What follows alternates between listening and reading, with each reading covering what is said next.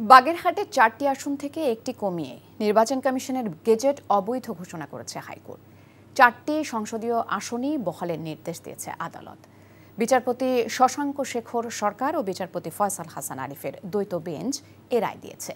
এর আগে বাগেরহাটে 4টি সংসদীয় আসন বহালের দাবিতে বাগেরহাট প্রেস ক্লাব, জেলা আইনজীবী সমিতি, জেলা বিএনপি, জেলা জামায়াতে ইসলামী, জেলা ইসলামী আন্দোলন বাংলাদেশ, জেলা ট্রাক মালিক সমিতি হাইকোর্টে দুটি রিট দায়ের করে।